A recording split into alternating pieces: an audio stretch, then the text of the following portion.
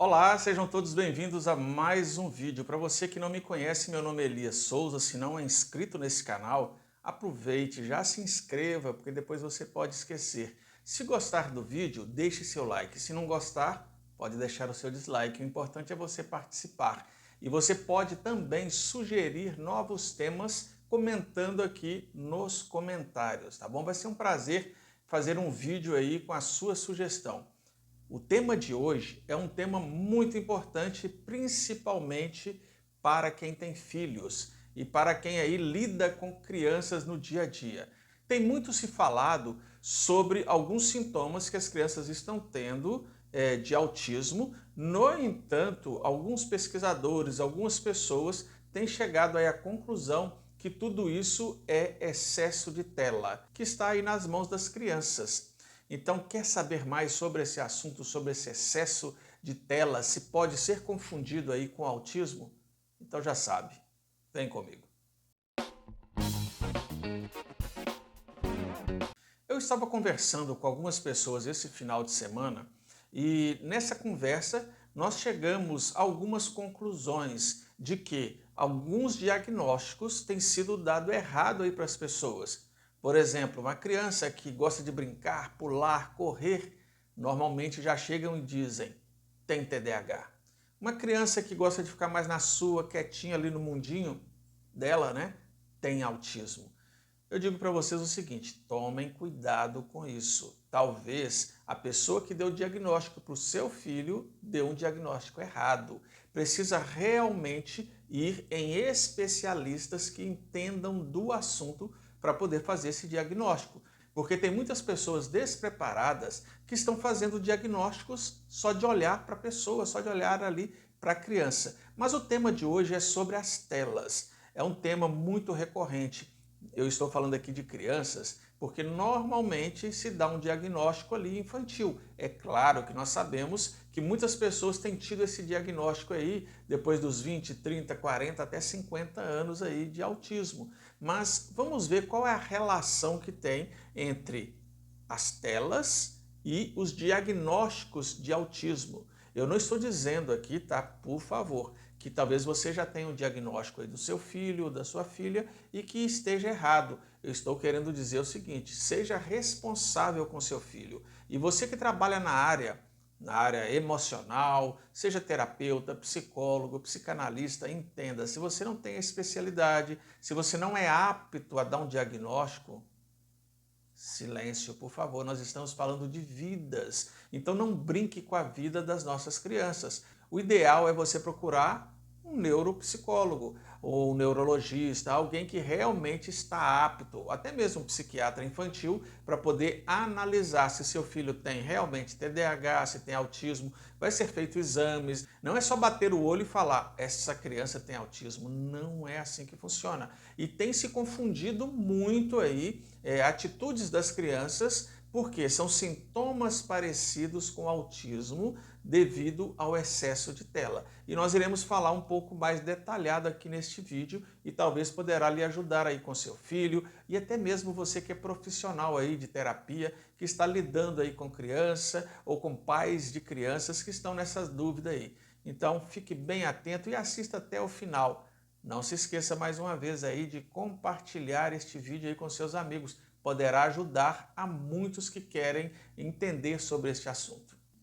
Mas afinal, será que o contato com as telas pode de fato trazer este impacto para as nossas crianças? Então, olha só, elas chegam mesmo a desenvolver padrões de comportamento que podem levantar suspeitas de autismo por causa do excesso de telas? Especialistas dizem que sim. Olha só, o neuropediatra Anderson Nitze, do Hospital Pequeno Príncipe, em Curitiba, ele explica que o núcleo central do autismo é a dificuldade de socialização e a tendência de um comportamento repetitivo estereotipado, sem muita função. E ele diz também que o excesso de telas pode fazer com que algumas crianças desenvolvam esse comportamento, principalmente uma dificuldade de socializar com as pessoas e aquela tendência de repetir estratégias, conversas, falas que vêm lá dos vídeos que ela está assistindo. não é mesmo? Então, olha só, ele diz mais ainda que isso é algo relativamente comum. E quando o problema está relacionado às telas, o comportamento dessa criança, ele muda quando há maior controle no tempo de exposição. Ou seja, cabe aos pais mudar esse controle aí.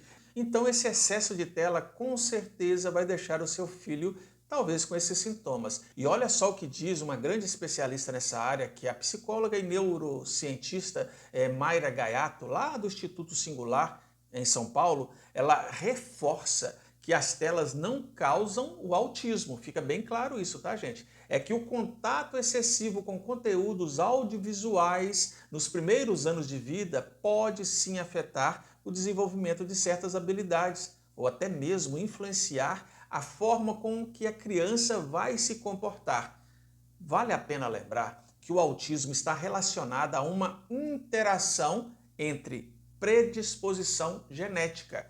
Olha só, pesquisas já identificam centenas de mutações no DNA relacionados a esse transtorno. E o ambiente em que a criança cresce, ou seja, tem uma correlação aí. E o contato, com telas libera no cérebro um neurotransmissor chamado dopamina.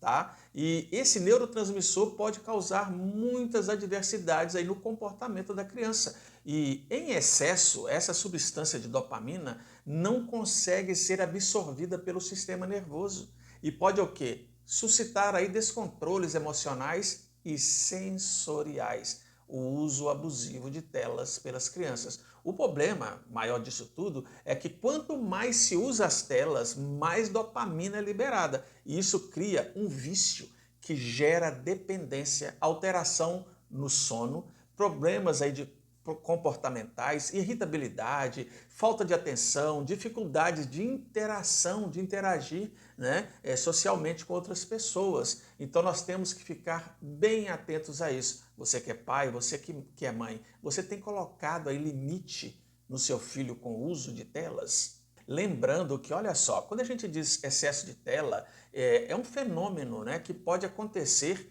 até mesmo com desenhos educativos. Sim, feitos para a idade específica. E olha só o que eu vou falar para vocês aqui, o excesso de tela, que desenhos, por exemplo, que a criança assiste, o que tem nesses desenhos? Mesmo que sejam desenhos educativos, tem, às vezes é feito para a idade da criança ali, tem cores, tem sons, tem imagens que são altamente excitatórios. Essa criança fica excitada o tempo inteiro e ela torna essa criança aí para outro estímulo. Por exemplo, se você der um brinquedo de madeira, ela perde a graça com isso. O brinquedo para a criança já não tem mais o mesmo significado devido às telas, porque os brinquedos já não têm aquela mesma sensação ao ter contato ali com as telas. Olha só, vale a pena notar que a maioria dos relatos de famílias, de pessoas que estão envolvidas nisso aí, as observações também dos especialistas chamam atenção para a reversibilidade dos sintomas nesses casos.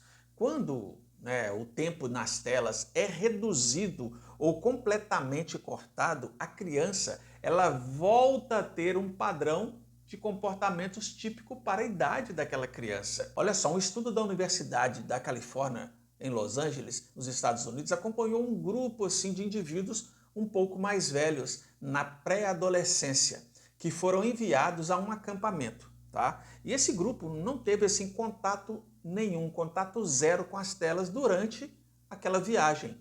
E olha só o que os cientistas descobriram, Eles puderam notar uma melhora muito grande na capacidade de reconhecer emoções e usar recursos de comunicação nas interações sociais daqueles pré-adolescentes, em comparação a uma turma de jovens que não mudou os hábitos e continuou a ver TV e a mexer no celular.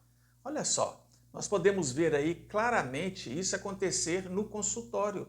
Muitas vezes, de uma consulta para outra, quando os pais fazem a mudança no regime de telas, a criança que apresentava um comportamento muito, mas muito próximo ao autismo, volta mais organizada, menos irritada, fazendo contato social e com maior atenção.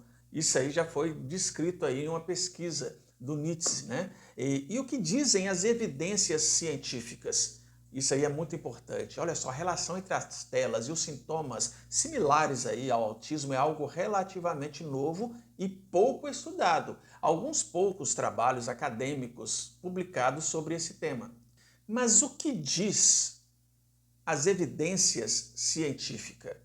Olha só, eu quero deixar bem claro aqui para vocês que a relação entre telas e sintomas parecidos aí ao autismo é algo relativamente novo e pouco estudado. Há poucos trabalhos, se você for procurar, poucos trabalhos acadêmicos publicados sobre esse tema. Mas olha só, um deles, feito em 2020 por especialistas de 3 hospitais franceses, concluiu que a síndrome da superexposição precoce à mídia deve ser avaliada em crianças que apresentam atraso na fala com sintomas similares ao autismo. Isso é muito sério. Esse é um dos primeiros artigos para dar assim um nome para esse problema. Como eu mencionei acima, eles já chamam isso de síndrome de superexposição à mídia. Tem até um psicólogo romeno, por nome Marius, esse Mário Zamfir, ele em 2018 ele cunhou ali esse termo autismo virtual, que serve para descrever certas questões aí comportamentais em crianças de 0 a 3 anos. E segundo esse especialista, estas manifestações incluem deprivações socioafetivas e sensório-motores e são causadas por uma exposição de mais de 4 horas por dia ao ambiente virtual. Ou seja, a criança não pode ficar mais de que 4 horas. E olha que depende da idade da criança. Até os 10 anos, o recomendado aí é que seja apenas 2 horas, senão tem como cortar total. Tá bom? E esse mesmo especialista aí, romeno, ele diz, né, que indivíduos, pessoas submetidas a esse regime prolongado de consumo de conteúdos audiovisuais aí no celular, no tablet, na TV, elas apresentam sintomas funcionais e comportamentais, observado aí que a pesquisa dele é em crianças com sintomas. Olha só, nessa pesquisa dele, tem muitos sintomas parecidos aí com o transtorno do espectro autista. Vale reforçar, né, que a gente precisa ser bem responsável com isso, que esses termos ainda não são consenso entre os especialistas da área e nem aparecem em manuais aí, tanto de psicologia, de psiquiatria. Vão ser necessários aí mais pesquisas para poder confirmar ou até mesmo descartar a existência, né, de um quadro desses. A gente tem que ser bem responsável nisso aí. Mas pela observação aí dos próprios pais, tá? Olha só, dos próprios pais e dos profissionais de saúde que recebem essas crianças ali no consultório, esse é um fenômeno que chama cada vez mais atenção na prática. Pode não ter aquelas comprovações aí, mas na prática isso está chamando muita atenção. E olha só, no caso dos transtornos aí de espectro autista formal, né, que possui critérios de diagnóstico e tratamento bem estabelecidos, as telas também são uma preocupação constante. Se a criança, por exemplo, já possui um transtorno do neurodesenvolvimento e ainda é exposta às telas, o prejuízo é incalculável. Olha só, incalculável. Os prejuízos, nesses casos, né, o indivíduo ele é privado da interação social, algo que ele mais precisava numa época em que o cérebro está em formação e tem maior neuroplasticidade, é nessa época ali da criança, e ele está afundado ali no celular, ou seja, uma capacidade de fazer novas conexões e novos caminhos para aprender e absorver, né, as coisas novas. Mas o celular está tirando isso das crianças. E nós temos que pontuar aqui que crianças, né, com autismo que são intelectualmente estimuladas no início ali da vida, com pouco ou nenhum consumo de conteúdo por telas, olha só, isso já foi comprovado em pesquisas, tem uma chance maior de desenvolver sintomas mais leves. Essa criança que não está tendo esse estímulo aí das telas. Esta estimulação precoce pode fazer com que alguns indivíduos tenham manifestações menos graves, quase imperceptível aos olhos de quem conhece pouco, né, sobre o autismo. Ou seja, quem já tem o autismo e está exposto aí às telas tem algo prejudicial. Quem não é autista e está exposto à tela começa a ter sintomas aí de socialização, questões sensoriais e outras coisas mais. Não custa reforçar que as evidências não revelam que desenhos e vídeos de internet causam o autismo, tá? Fique bem claro isso, eu não estou dizendo aqui que as telas vai causar autismo no seu filho. Nós falamos aqui de um transtorno relacionado a diversas questões genéticas e ambientais, mas as evidências apontam que as telas, elas podem ser um fator a mais a contribuir para o agravamento de determinadas manifestações do quadro. Então, se a criança já tem o autismo, o excesso a telas vai piorar a situação, porque as telas são danosas. Na última década, entidades como a Academia Americana de Pediatria, né, que tem a sigla AAP, e a Organização Mundial de Saúde, a OMS, eles publicaram manuais e consensos sobre o uso de telas durante a infância. Em linhas gerais, né, a orientação é evitar o contato com smartphones, tablets, computadores e televisões nos primeiros 18 meses de vida. A única exceção, né, que são as videochamadas, sempre com a supervisão do pai ou responsáveis, né? Então, uma videochamada de uma avó, de um tio, não tem problema algum, mas tem que evitar aí nesses primeiros meses de vida da criança. Olha só, entre 18 e 24 meses aproximadamente, os pais devem, a obrigação, buscar uma programação de alta qualidade, caso queira introduzir as telas aos poucos, né? Diz a AAP. Essa é a pesquisa que eles fizeram. E a ideia é que a família assista o programa em conjunto e faça brincadeiras relacionadas ali ao tema que eles estão assistindo. Olha só, dos 2 aos 5 anos, as entidades recomendam que o tempo de tela não ultrapasse 1 hora por dia, sempre com conteúdos de alta qualidade. Você tem olhado o que seu filho tem assistido? Já para as crianças mais velhas, a partir de 6 anos, né, a AAP fala em estabelecer um planejamento familiar de contato com a tecnologia, que tenha regras consistentes. Mas o que faz as telas serem tão ruins à saúde dos pequenos? O que faz? Olha só, estudos internacionais sólidos demonstram que as telas, elas diminuem a capacidade de socialização das crianças. E ao reduzir o tempo que elas interagem, né, com o mundo real, as telas tiram a socialização das crianças. E há também, olha só que perigo, um aumento no risco de desenvolver problemas visuais, obesidade, problemas aí de linguagem, entre outros problemas aí, né? Então, olha só, o tempo que a criança passa numa tela, por menor que seja, já rouba oportunidades dessa criança, dela aprender coisas que são muito importantes. Então a gente tem que ficar atento a isso. Olha só, tem um médico, o médico Francisco Assunção, ele é coordenador do Departamento de Psiquiatria Infantil da Associação Brasileira de Psiquiatria. É uma pessoa renomada, né? E olha o que ele diz. Ele lembra que os humanos são seres sociais. E se são seres sociais, dependem, né? Um depende aí do outro da interação para a própria sobrevivência. Ou nós nos agrupamos, compartilhamos, fazemos atividades colaborativas e dividimos o trabalho, ou morremos. É assim que funciona. Olha só, o que o professor lá do Instituto de Psicologia da Universidade de São Paulo, da USP, olha só o que ele disse sobre as telas. As telas são exatamente o oposto de tudo isso, da socialização. E a situação fica ainda pior quando nós falamos de um indivíduo em crescimento. As crianças, meus amigos, elas precisam se relacionar, elas precisam aprender a se relacionar com outras. E quando nós não fazemos isso, nós estamos destruindo a infância dessa criança, infelizmente. Olha só, quando, né, quando a gente limita esse aprendizado por causa das telas, nós estamos modelando um adulto futuro que não sabe relacionar, não sabe interagir, não sabe viver, não sabe compartilhar interesses reais, né, fora ali do mundo virtual. Olha só o que diz a médica Magda Lourgue Nunes. Olha só, ela é bem conceituada.